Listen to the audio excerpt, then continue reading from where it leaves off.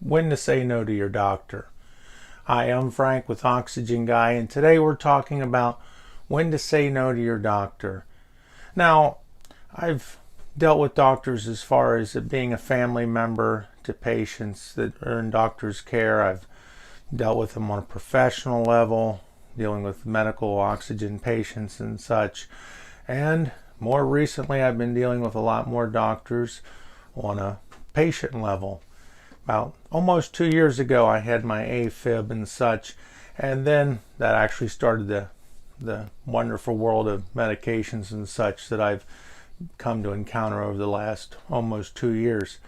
So with that being the case, the multiple doctors, they prescribe different medications and such, and they're trying to help you. They're trying to bring, like in my case, bring my heart rate into control and such, and get everything, cholesterol and such, everything where they want it to be for your optimal health, and that's a great thing.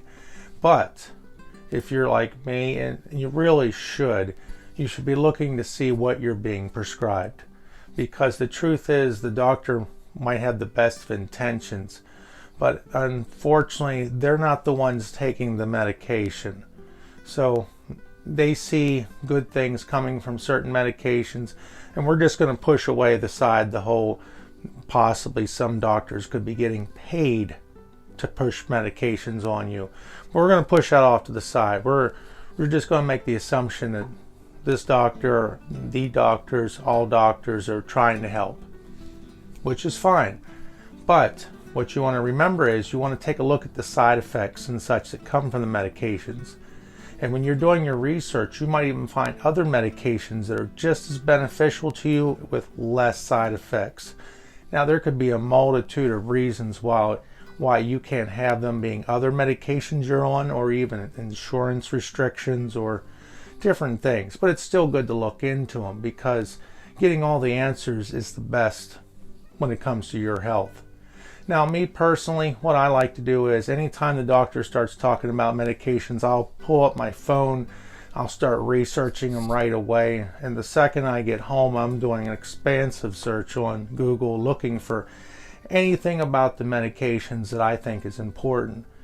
But with that being the case, during your doctor visit, I can understand when you're not going to be able to get a whole lot of information done, but if it's possible, when you're talking to them, asking the doctor about the side effects and such. But when you're doing your own research, that's when you're going to get it. And that's what's bringing me to the whole when to say no to your doctor. Me personally, I've had medications prescribed to me, and when I looked them up, I didn't see the benefit compared to the crappy side effects, to be honest with you. I found other medications that I felt were more effective, possibly, and others that I thought were detrimental. So with that being the case, I literally looked at my doctor and I said, I don't like this medication. It has a lot of bad side effects. And I showed him, honestly. And I said, this just isn't going to do it for me. And one medication in particular had a long list of bad side effects, common side effects, and then it had less common side effects. And I don't think the doctor was truly aware of it. So with that being the case, he's never taken the medication. How would he know? I mean, they teach him things in school, but do they teach him every single minute detail? So with that being the case, he heard out my objections. I had to object a couple times, but he understood I wasn't taking that medication.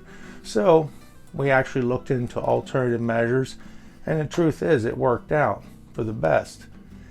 And that's the way to do it.